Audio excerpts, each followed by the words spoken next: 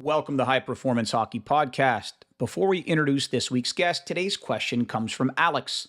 A reminder to our audience members, please DM me questions at the HPH_podcast on our Twitter handle.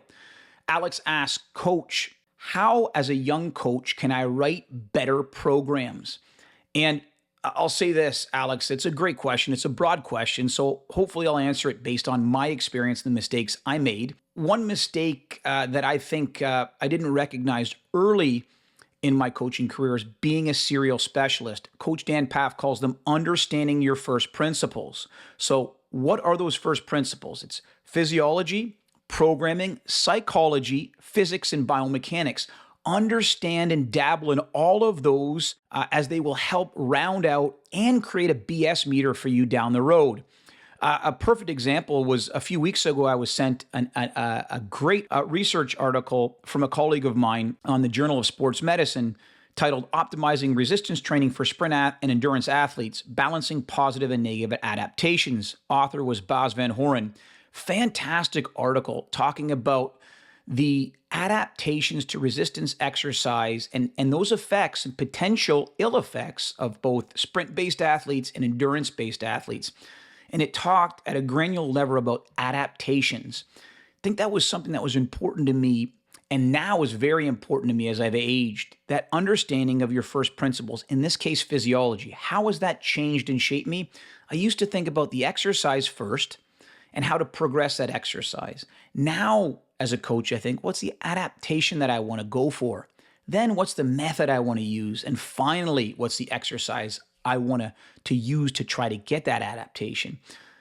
It also talks in that article about some of those adaptations may not be positive in terms and measures of performance. So it's good to know what we're trying to get, and also the limitations or the potential problems with that adaptation based on the fact that either you're a team sport, sprint sport, or endurance-based athlete. Really interesting article that I'd recommend to you, but from an overarching theme, understand your first principles. The last I will say I didn't make a mistake with, and something I strongly recommend to all young coaches, find a mentor. Success leaves clues. I can tell you early in my career, people like Michael Boyle were massive mentors to me. Buddy Morris, mentor to me. Dan Pfaff, mentor to me. So find them early and travel to see your mentors as well. I think that's an important thing to do, as you can see them in real time engaging with their athletes and ask them questions in real time as well. Thanks for the question, Alex. Without further ado, today's guest is the owner of Hockey IQ, Troy Smith. Troy is recognized for his extensive experience as both a player and coach at both the amateur and professional levels. His hockey journey began with a 4-year stint in the Ontario Hockey League, which earned him invitations to participate in 2 National Hockey League training camps. He went on to pursue higher education as a student athlete at St. Francis Xavier in Nova Scotia. The varsity team won the national championship in 2004, and Troy obtained his Bachelor of Arts in History and Political Science. Upon university graduation, Troy continued to play in North America and Europe, where he played professionally for 2 years. Uniquely, he showcased his skills on the ice for the Danbury Trashers, the team that gained a widespread recognition for its Netflix special and documentary, Untold Crime and Penalties. We'll talk about that more in this interview, but it's a really great conversation. Troy's a super smart hockey man. We talk about his career, but we touch more on the X's and O's, the game patterns, and specifically Hockey IQ. It's a resource that Troy has created, how he breaks down video, how he views the game. It's a fantastic conversation. Welcome to the podcast.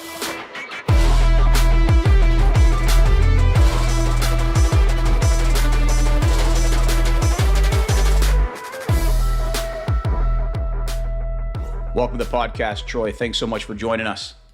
My pleasure, Anthony. Thanks for having me. Hey, this is going to be an outstanding hour. Looking forward to learning from you and sharing a really good message with our audience members.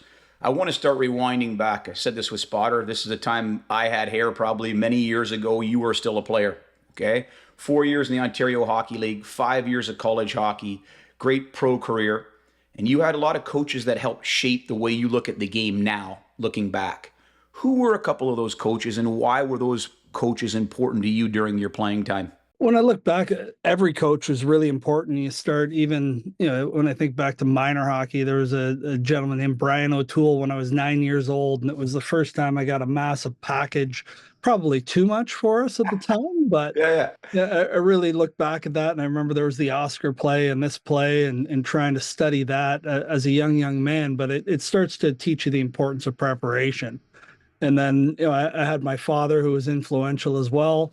And then, of course, Pete DeBoer and Steve Spott are the main influences in my life. I was very, very fortunate. It's funny how things work and how things work out going into the OHL draft. I was rated 45th overall back then. There used to be a paper list, and if you got the paper list, you had gold. Yep. What I quickly realized is it's not worth the paper it's written on, because each individual team has their own list. And I really thought that I was going to the Sioux. I really did. I didn't, but really that day, it was, June 5th, 1995, put my life on a completely different trajectory that I could never have imagined, where I was skipped over in the third round and went 67th to the Detroit Junior Red Wings at the time, who eventually became the Plymouth Whalers there very, very soon after. And I met a gentleman named Peter DeBoer, who had become the coach from Paul Maurice just 2 weeks earlier. And who would have known back then? You're thinking 1995, you're almost 30 years later, where I've been on this journey. And it's really just, the chance that I was drafted by the Junior Red Wings. That obviously introduced me to Pete for 4 years, and then Spotter for another three, because he joined in my second year, and the lifelong friendship that I built there. And then in university, I was very fortunate to be coached by a gentleman named Danny Flynn, who's a scout now for the Columbus Blue Jackets, but definitely more well known for his coaching in terms of his time with Ted Nolan and the Sioux Greyhounds. And then in pro, short stint with Glenn Gulletson, in Las Vegas with the Wranglers way back in the lockout year, and then Paul Gillis, who was a bit of an old school coach in Quad City and Danbury. So I consider myself unbelievably fortunate. That's why I'm a big believer in people, and understanding just how lucky you can be at different times to be influenced by coaches. People, principles, process, and provision. And I think it all starts with people. You mentioned the word influence. Take me back specifically your time with Pete and Spotter. What were a couple of those influences? Maybe off the ice, and maybe more importantly, like I say, more importantly, one without the other. They're both important. But on the ice as well, was it one of those deals where it was, wow, from an organizational standpoint, from a tactical standpoint, this was a really important year for me, a growth and maturation. Was it an off ice lesson? A couple influences. Many. I think when you're a player, it's really hard to understand that, because you're Yeah. so caught up in yourself and your Yep. goals, and that's not to say that you're not a team player, but you're not able to reflect as you are as you move on as an adult. And I think with Pete specifically, it was, intensity. You go from tier two, where it's good hockey, but you've got players in the room that are going in different directions than myself, and the other guy that went on to play is a guy named Tyrone Garner, the goalie. They have different influences. And then when you get to major junior, all of a sudden everybody's rowing in the same direction. The intensity with Pete especially goes, to another level. So initially I really learned the importance of being prepared, coming to work every single day, and getting your work in there. And then, as that relationship grew, it obviously, when I look at Pete and Spotter, the best way for me to explain it is I see Pete more as a father figure, and Spotter almost like an uncle, in terms of the relationship that I personally have with them. And the one thing with both of those gentlemen is and at the time, again, as a player, sometimes you don't realize it, but now I've come to really appreciate the fact that you always knew where you stood. There was no gray area in terms of their opinion, and honesty, as hard as it can be, is extremely important. All right. You talked about a couple of your final years playing pro, and there is a Netflix original, Untold Crime and Penalties, the documentary series of the Danbury Trashers. You got to walk the listener through a couple of highlights that year. Obviously, if you've had a chance to watch it, it's pretty eye opening at times. But I would imagine it was a pretty tight knit group of guys as well. Unbelievably tight knit, and that's the one thing that I don't think people realize is just how much of a team they created there. With Paul Gillis was the coach who I spoke about earlier. Then you had AJ and Jimmy, and really everybody in that league hated us. So we were a very, very tight knit group. Winning helps Yeah. also. The documentary, the biggest question I got is, is it true? It's all true. And to be honest, they probably could have made a 5-part documentary series with more stories, because there's stories that were definitely left on the cutting room floor. And hearing from other players what they would have thought about coming into Danbury, because I'm not saying all of it was, I would agree with all of it, but it was one heck of an environment. And, again, I would say I was fortunate to be a part of it, because when you talk about family and things like that, AJ and Jimmy, they're the epitome of that, of loyalty and epitome and family, and just everybody being a group and kind of that us against the world mentality. Awesome. So we're going to walk you through now, Smitty, this transition from player to coach, 2006, 2007. You know, learning the X's and O's, communicating with players, video breakdown. Was it a natural transition for you, or was it pretty eye opening at the start? It was extremely eye-opening. I think back to that time, and really it was funny. You talk about Danbury, that's where I got the call, because I was going to be done with playing. There was no disputing that. I was going to go back to school and get my education degree, and I got a call from Pete in the Danbury Ice Arena saying that Freddie Parker was leaving, and if I wanted his job, I could have it. We're in the middle of playoffs, jumped at that opportunity, and really, I should fill in the gaps there. Like, why does Pete pick me out of all the players that he had? And you'd have to ask him, but really, when you talk about, well, and I'm sure we'll talk about young coaches later, but just stay involved. And that's what I did. I'd continue to go to training camps. I'd help in playoffs, things like that. But in terms of your question, Anthony, the transition was, uh, it was enjoyable, but it was difficult at the same time. And I think the one thing that really always stuck in my head was my first meeting with Pete on my first day. He looked at me and he just goes, Smitty, just remember, you weren't that good. Which is very, very true. Extreme, like, couldn't be more bang on. I was just a character, 5'6" defense, played a little forward even. I was Yeah. so so versatile, I would say, in a very laughing way. But it is true. We all, and and I struggled with that, I would argue, throughout my whole career, where you want things to be perfect. We, as coaches, we put so much into what we're doing, and there's so much passion that when it doesn't work out, you have to stay composed. And I think Pete's advice about, I think he said on your podcast, he writes composure on his game card to make sure that you stay in the moment. And I thought that was the best. Some of the best advice I got was just remember, when you were out there, the game moves fast and you're going to make mistakes.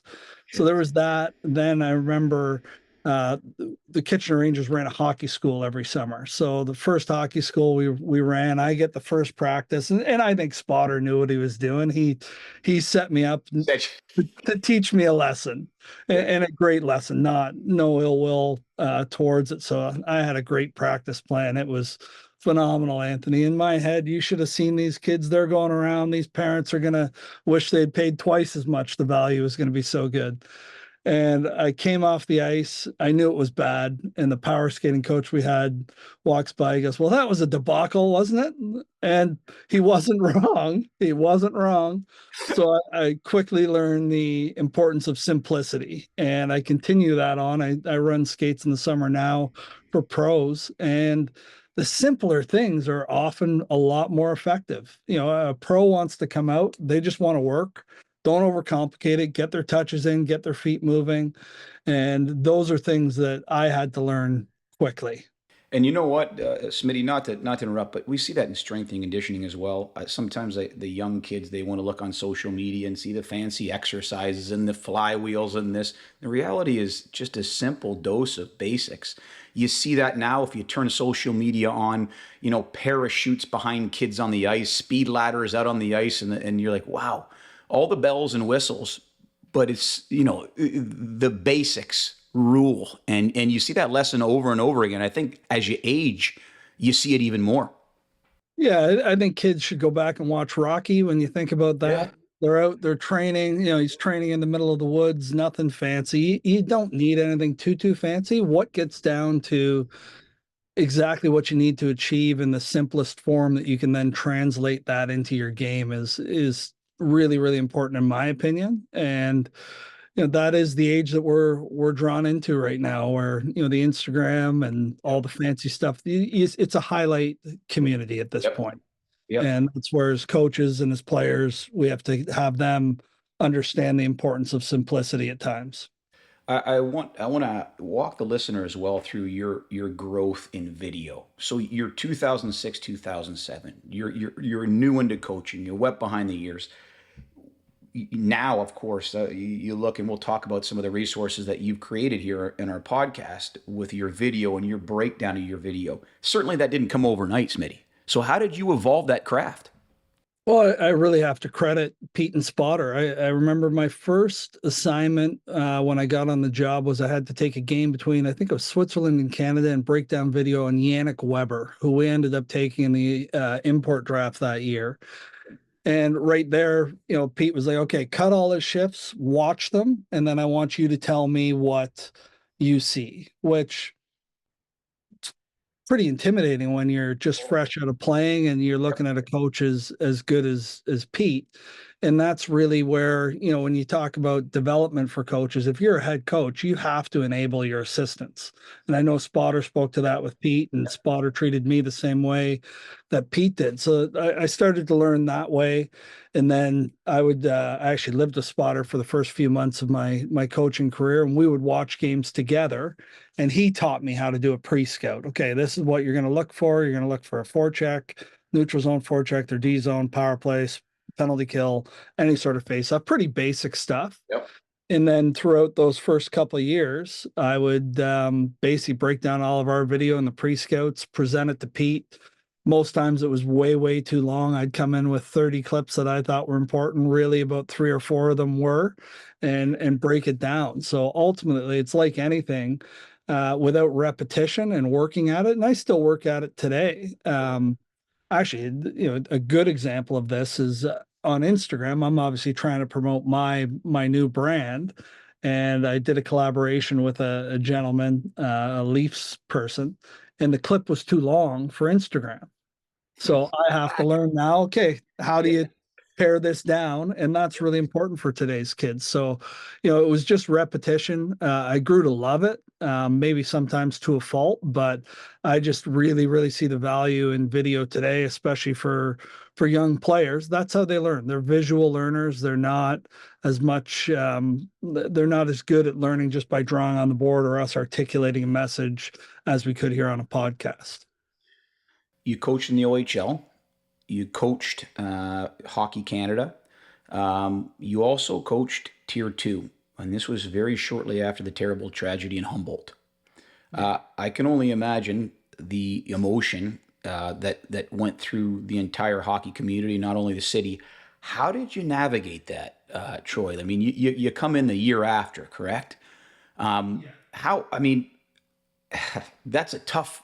The culture, the morale, the team identity.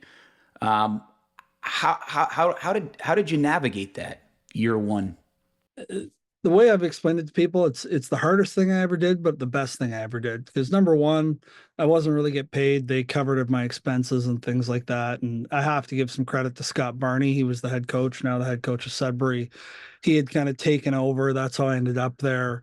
When the other coach had to resign halfway through the season. But ultimately, the credit all needs to go to the people, to understand what they went through is unbelievably difficult to articulate, but the way that they handled themselves, when I think back to Christina Hogan, what she was going through, and losing her husband, trying to raise 2 young children, and had worked in the office, things like that. It's really just the admiration of it. And for me, um, unfortunately, I have previous life experience with mental health loss. We lost my brother to suicide in 2007. So I utilized my experience in terms of a lot of people are very uncomfortable speaking about suicide. I've learned not to be, and I think that's the big thing in any type of tragedy, suicide, things like that. People don't know what to say, and really all you have to say is I'm sorry. Yep. And those words lead in and in a genuine way, and those things lead into further conversations and really just being a good listener. But the ability that those people had to handle that situation, considering all of the different dynamics involved in it, the number of families, I've got nothing but admiration for all those people. And if I did play a small part in any sort of healing, that would be amazing to hear. I would never take the credit for anything like that because ultimately it's the people of Humboldt and the Humboldt Broncos that handled that just unbelievably well. You know, the hockey community is such a special community. Unbelievable families, friends, support staff, and I can only imagine that that was a difficult year. But as you said, it starts and ends with people. Yeah, it really does. And, looking, with what's happened, unfortunately, with the Goudreau brothers, you see it again where the hockey Oh, community rallies around it. And, I don't know this for fact, but I'm fairly certain that Johnny was a big supporter of the Hogan boys when they were going through theirs, and it's just obviously a tragic situation. And ultimately, it's about a life lesson because the game is the game, but people are people, as we talked about at the beginning. It's the game is about people. I've never believed about the place of the program. I've always just believed in people, and that was a great illustration of just the power of people in Humboldt. I want to pivot slightly. This is your area of expertise, X's and O's, and you know I've got hooked up with you through my brother Mish. Talked to you about some of the things that you're doing on the side right now, and we'll talk about that here in a bit. Had the chance to watch a lot of your video that you've broken down. Outstanding, to say the least. Excited to talk about it. Let's talk about right now the big one, hockey IQ. Can we teach it? Yes, you can.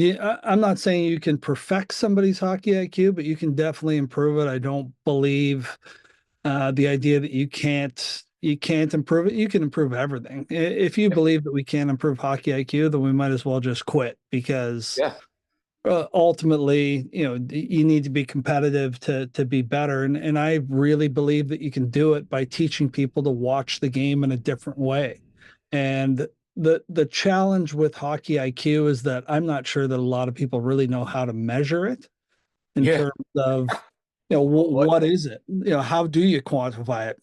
To be honest with you, I couldn't give you one thing because each position in the game is so fast. Like that's the beauty of our game. It's not football where you line up or basketball where things slow down. It's like what Dave King talked about on your podcast. It's those patterns and the people that understand what's going to happen with these different patterns are the elite players. That's right. And like the best example of somebody who I believe has unbelievable hockey IQ in the offensive realm is Austin Matthews. Yep. Because when you think about Austin Matthews, people talk about, oh, his shot, his release, his this, his that. Ultimately, when you look at the stats, I want to say he scored 80% of his goals, and I could be wrong, 5-on-5 last year.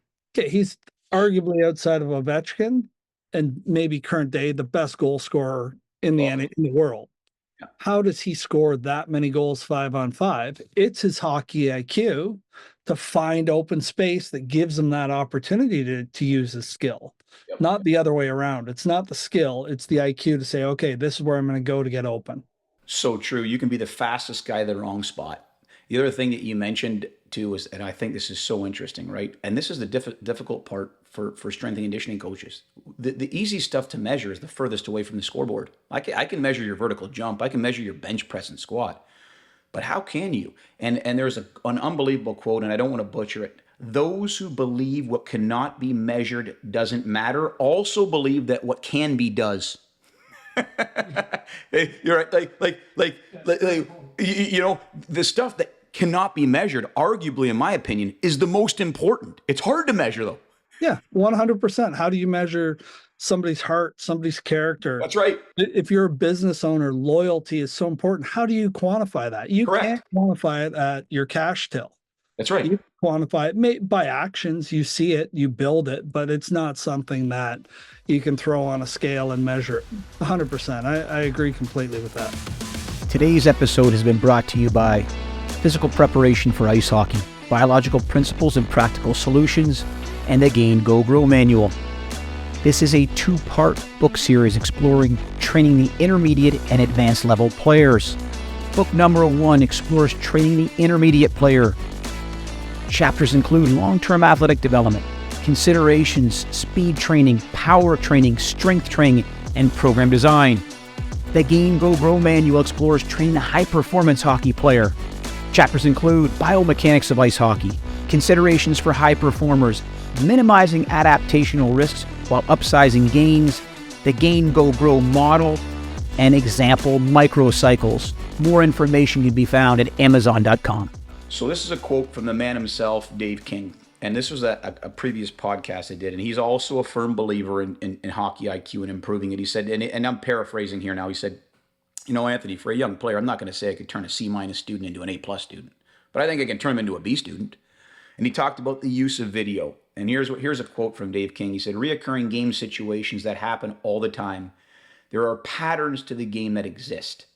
So my question to you is, when you watch a game with your trained eye right now, what are you looking for? You know, for the casual fan watching a Saturday night hockey game, right? They're just watching possibly the pace of play. Are you looking at the player and not watching the game? Are you focusing on O zone, D zone? Are you focusing on principles and patterns? How do you watch the game?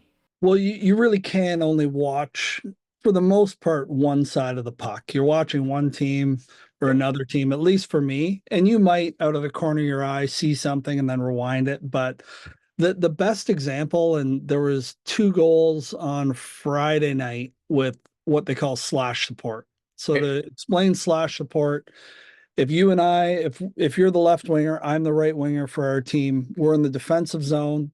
The puck comes up your wall on the left wing. The minute that I anticipate that there's going to be a breakout to you on the left wing, I immediately have to blow the zone. Okay. Now, where do you blow the zone? It really depends on the situation. However, most teams are going to have the player blow the zone right through the middle of the ice. Okay. And what that does is that pulls the defenseman out of the offensive zone because they're going to try and hold the blue. Yep. And it creates an opportunity for the defenseman at the net front to now activate. Hopefully that's a good articulation, you know, verbally without any supportive video, but you see that all the time, and that has become a pattern. However, there are times where rather than cutting through the 2 defensemen, that slash support forward is going to come in front of the left wing defending defenseman. Now I'm starting to get in the weeds a little bit complicated, but that's a pattern. And what it does is it opens up a net front D pass. It opens up a centerman who's come low to support where he's got ice to skate. That would be a pattern, but it's based on a system. Okay. But there's also things that are based on principles. So if we're in on the forecheck, and it doesn't matter if you're coaching, you know, a U10 team or a U14 team, at the end of the day, F1, the first forward in, usually has the same job. Get in there hard, don't get beat, either create a battle or get to the puck first. In simple terms. Okay. Well, depending on which way that player is forced up and the angle that F1 is taking, that's going to dictate what the second forward is going to do. Are you going to the defenseman on the outlet? Are you going to be the second man quick and help out on that battle? Those are the patterns. There's still decisions to be made, but there are set patterns as to where you're going to go. I just don't believe that innately people realize it until you actually see it on video. And that's where I really believe that hockey IQ and video can be improved. Video can be used to improve somebody's hockey IQ, show them back to back different clips of slash support or the route that this player is going to take. And for me, when I talk about the forecheck, that's not a system. That's just a principle. You know, if they go D to D, your second player isn't going to just sit there and back up. Your second player wants to read that and attack, or the principle of the second man in. So basically, let's put it this way. If you and I went into the corner, we're on opposite teams. Yep. the principle of second man quick, second man fast, second man race, lots of different terminology for it, is you and I go in the corner, we're battling for the puck. Usually whichever one of our teammates gets in there first is going to come out with the puck. Yep. So to me, that's a pattern. You know that, the percentages are in your favor that way. Yep. Yep. It's a challenge. I was talking to you off air about this, but I volunteer with my young nephew, his 10-year-old team, and this is his first year moving from cross ice to full ice. So we're teaching principles. My brother Matt has taken it upon himself to create what we call a flight manual. The team's called the Mavericks, but we have shared terminology that we use, and we have these principles. And we use the analogy, I think I told you this, F1 is the lion, so he goes to eat, he's got to hunt. F2 is the fox, he's got to think, can I win second man puck? Or if not, if it's pushed over opposite side, where am I going? And then F3 is the eagle, he soars, right? He's high. So we try to keep simple game principles and shared terminology, pending age demographic, if that makes sense. Yeah, but you just much more simply than me, you explain the patterns of hockey. And Yep. That's a great way to do it with young kids because they've all studied these animals already. They know that the lion wants to hunt. They know that the fox has to be sharp and smart. In my neighborhood, there's coyotes looking at them all the time. They gotta be ready to go. And then the eagle does soar because they're looking for the little animals to take out. And those things are patterns. They're principles. And that's really the gray area I find at the younger age groups is what's a system, what's a principle. And they all kind of tie into each other. Let's use D-zone coverage, for example.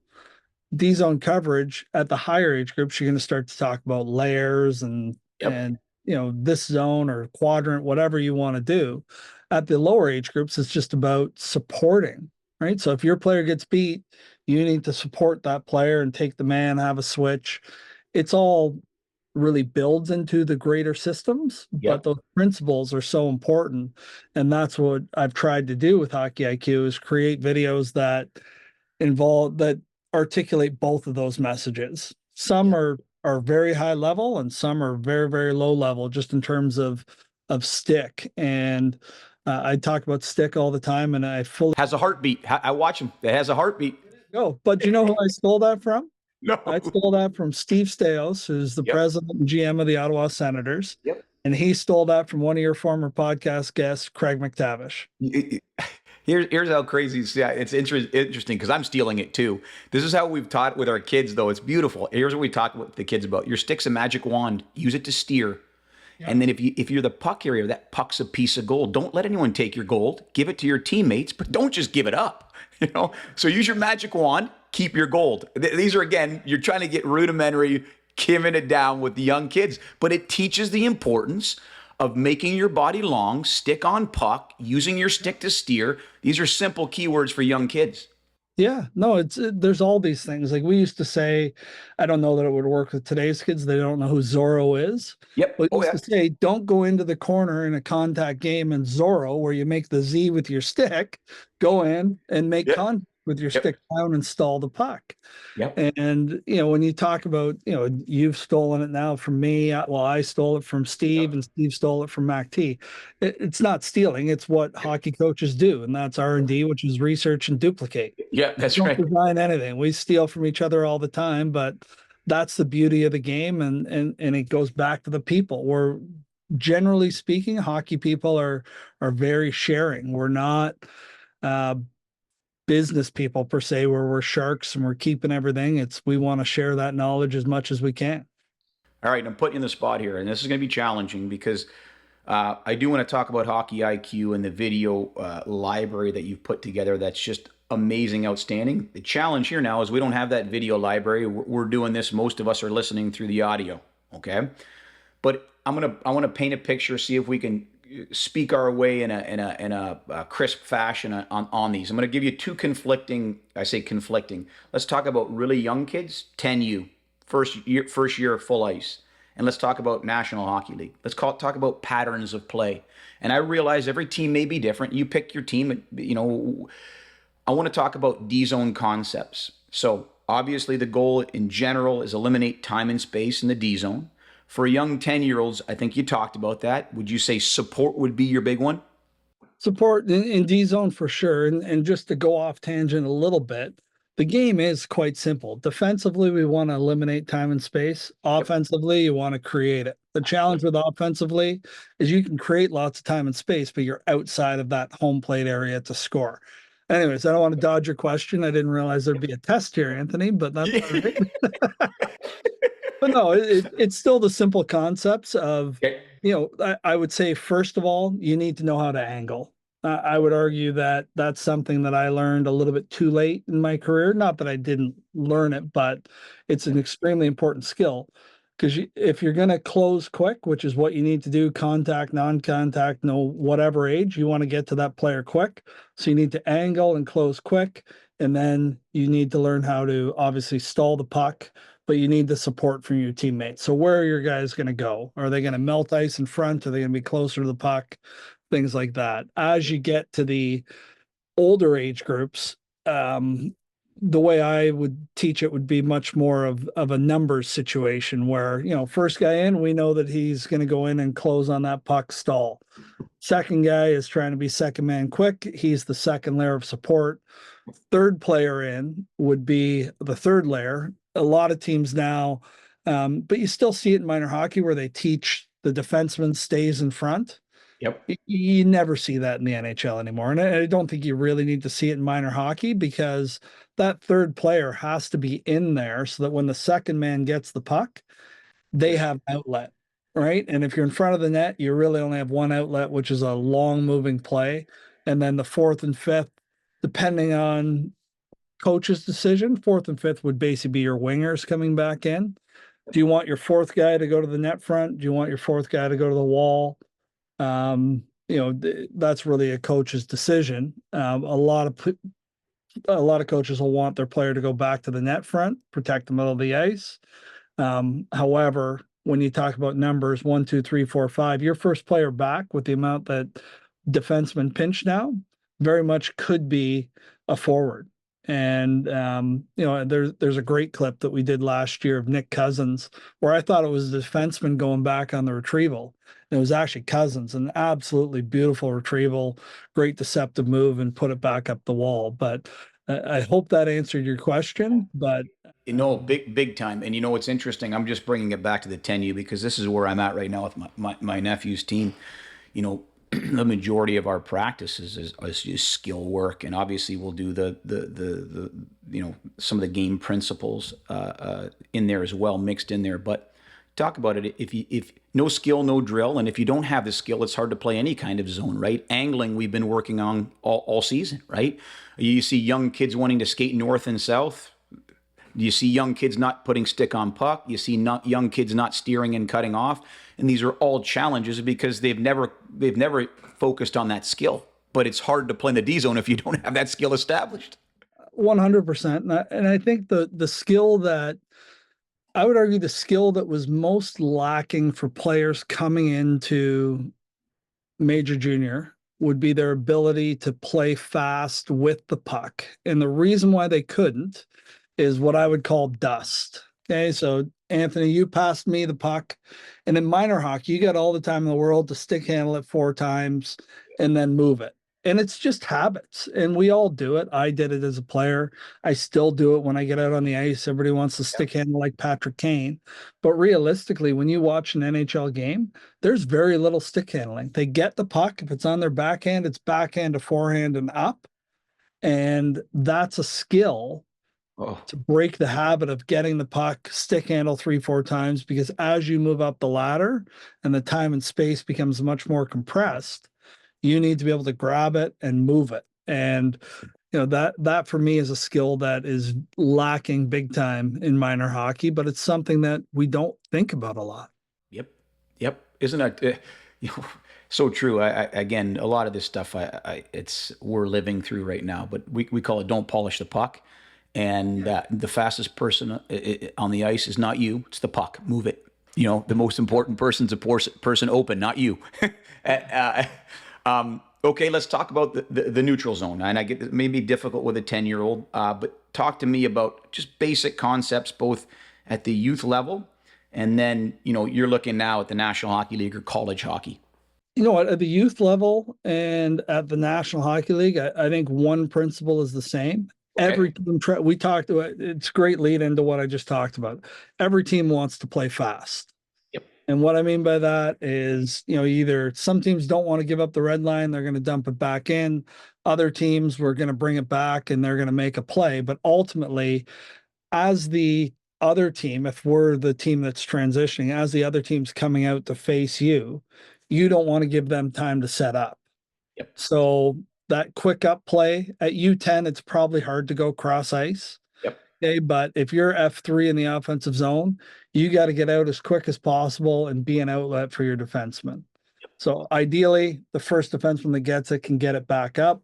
The other guys can fill in lanes, or it might be too difficult at U10. I've never coached U10, so that's where I am a little bit lacking, but just basically fill your lanes. That's all you're trying to do, is get that puck up as quick as possible.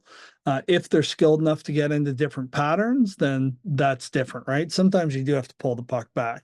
But when you watch an NHL game, Vegas scored a goal the other night against St. Louis, where they did exactly this. They didn't give up the red line. They just moved it up as quick as possible. It was D to D up, catch St. Louis on their heels a bit and score. So in terms of those concepts, they're really the same. It's just play fast. I saw a beautiful clip in Hockey IQ recent on your fresh clips. I believe it was a New Jersey Devils soft chip into open ice right around the defenseman in the neutral zone. It's a concept that we're trying to teach our young kids. We have a couple non-negotiables, and we don't want to try to have these kids like chess pieces, but decisions 5 foot around each blue line in the offensive or defensive zone are critical. And these young kids want to put their head down and stick handle through the team.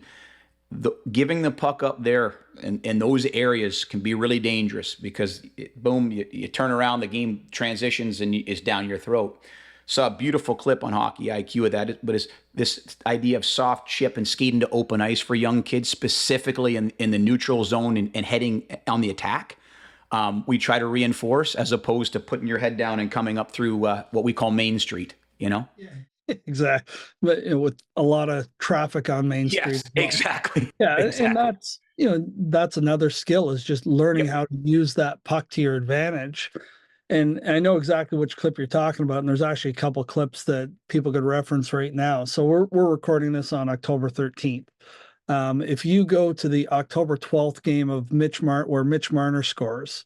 So last night, he does exactly that, where the Pittsburgh defenseman goes to come down. He kind of gets caught halfway. Mitch just chips it by him. It's extremely hard for that defenseman now to pivot and turn, gets past him, in shot, goal. Yep. On Friday night, so that would have been, or Thursday, it might have been Thursday, Toronto, New Jersey, what you were talking about with your decisions just inside the blue line. So there's a slash support breakout that we've talked about, where Domi recognizes that the Leafs are going to break out.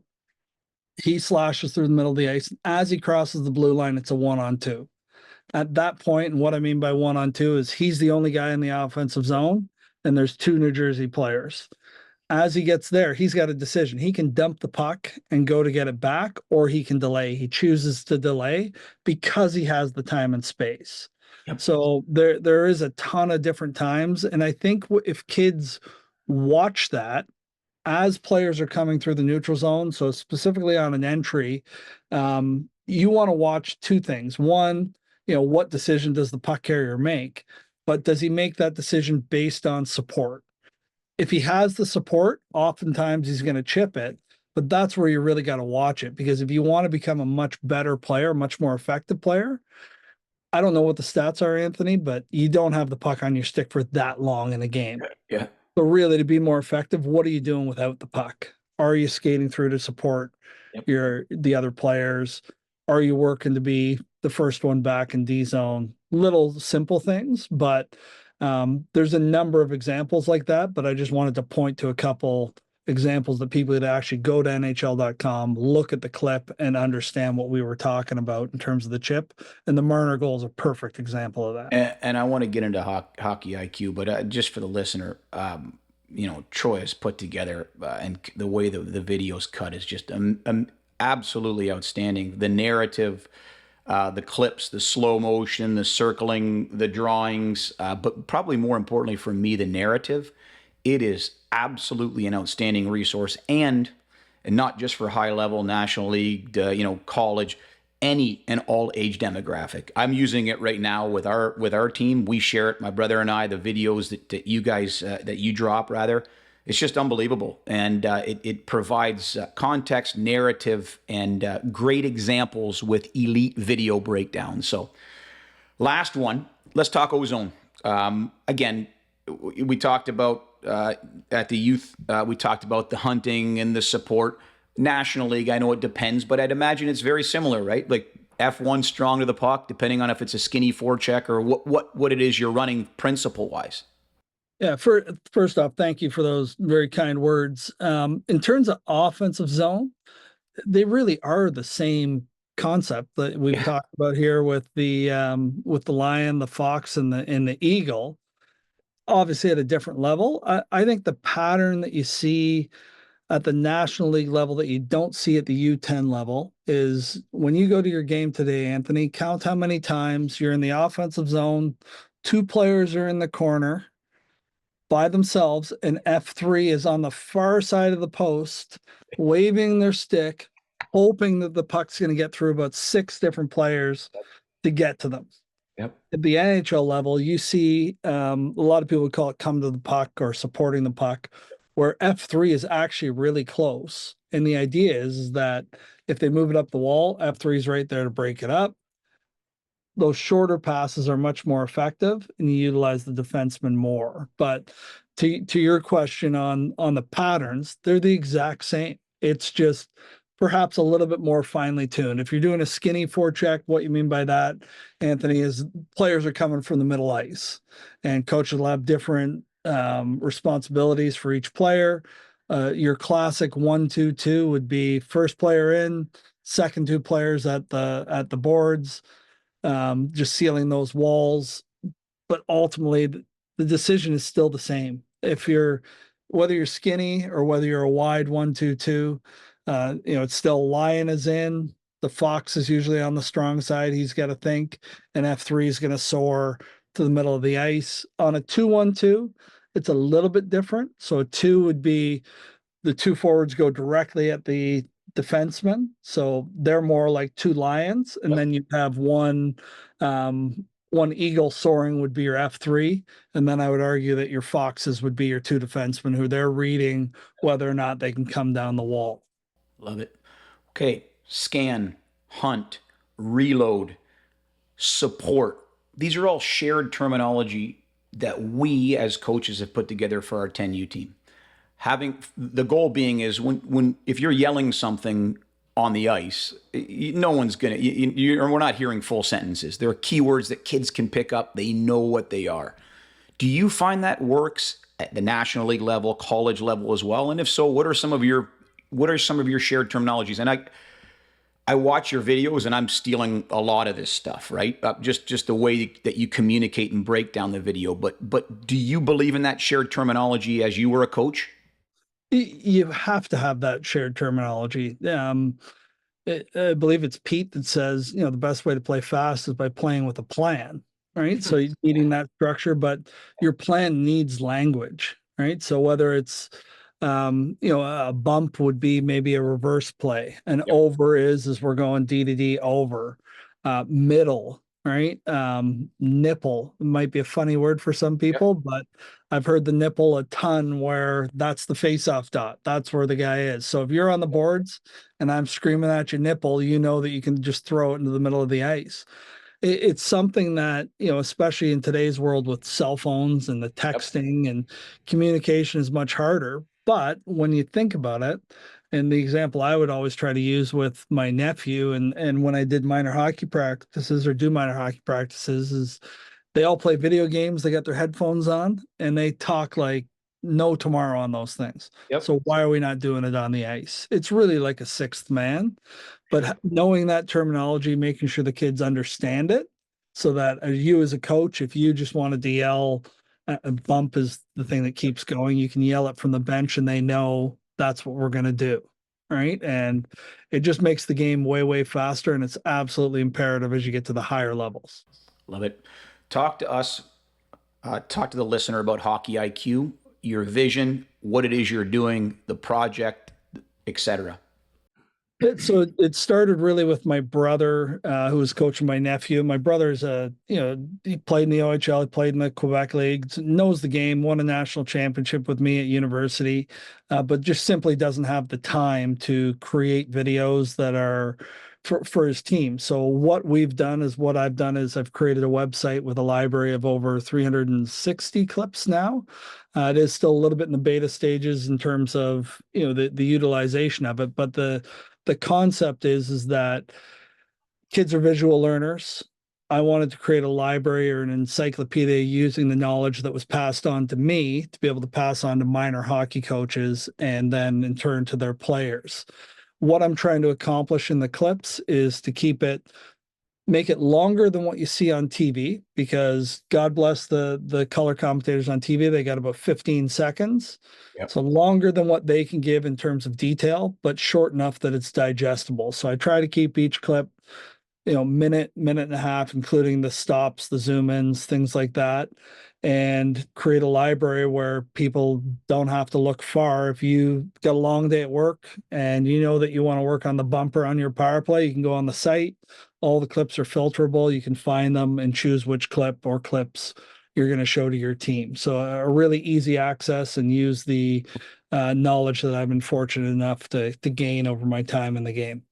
Well, I think you're not pumping enough tires. Let me give you a little bit. So number one, the quality of video is absolutely exceptional. It's all National Hockey League video, so you're not watching a live barn video. You're watching absolute crystal clear, like my hairline video. The narrative that accompanies the video is first class. You're not dealing with a YouTube coach. This is an individual that has spent years and years and decades in the game, breaking it down into minutia in a good, structured way. Like I said before, from 10U to the National Hockey League level, these messages can be applied in bite-sized formation. I found it really, really practical, Troy. I found it fantastic, and I hope more and more listeners listening in can check out that resource. Where would they find you for that? What social media, email, etc.? So the social media is Hockey IQ, HKY. I should know this off the top of my head. I actually don't. Right? The website's www.hockeyiq, spelt out HOCKEY, .ca. They can find more information by just emailing info@hockeyiq.ca. And I really appreciate the kind words, Anthony. This has been fantastic. I think it's wonderful what you do. I think people should all go back and listen to definitely Pete Spotter, Mac T. I say Mac T like I know him. I've met him one. So I don't want to take too much, but everybody calls him that. And then obviously Dave King. It's wonderful what you do, and I appreciate the opportunity to come on with you. Our guest today has been Troy Smith. Smitty, thanks so much for joining us. Thanks, buddy.